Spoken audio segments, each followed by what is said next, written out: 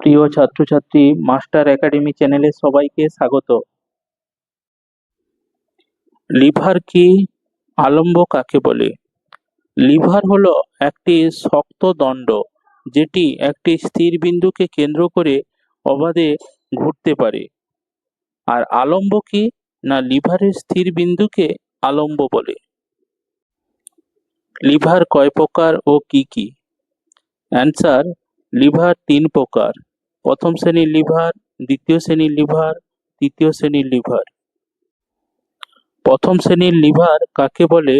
উদাহরণ দাও। যে লিভারে আলম্বের একদিকে বাধা এবং অন্যদিকে বল ক্রিয়া করে তাকে প্রথম শ্রেণীর লিভার বলে। উদাহরণ: শাবল, সাঁড়াশি ইত্যাদি।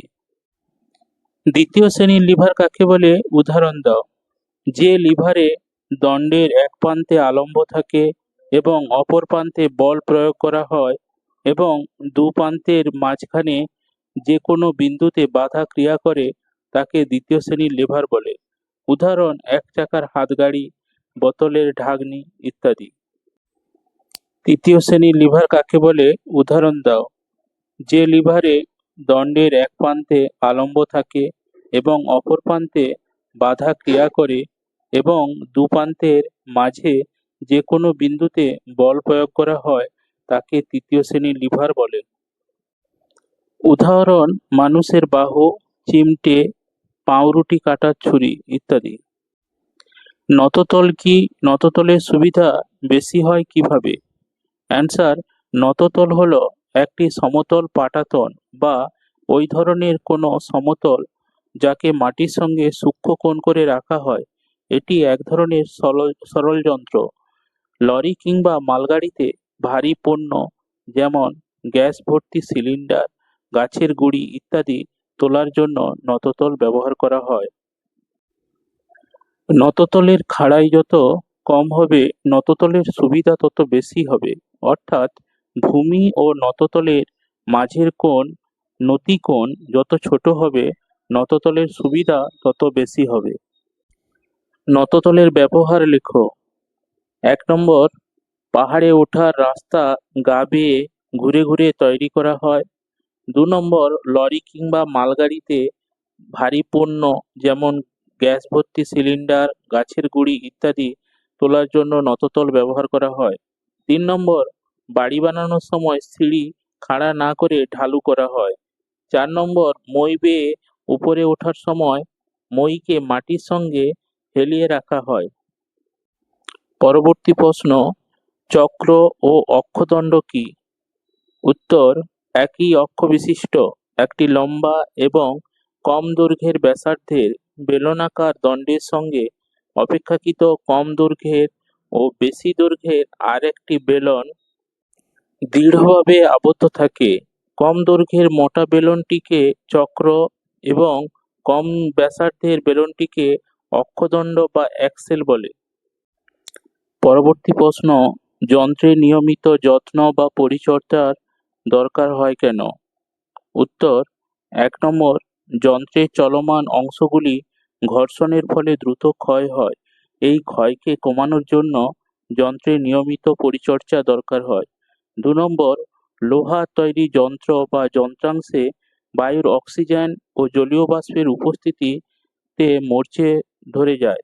এর ফলে যন্ত্র বা যন্ত্রাংশের ক্ষতি হয়।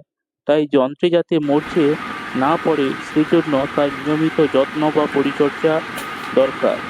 3 নম্বর, যন্ত্রকে পরিষ্কার পরিচ্ছন্ন রাখার জন্যও নিয়মিত পরিচর্যা করা দরকার।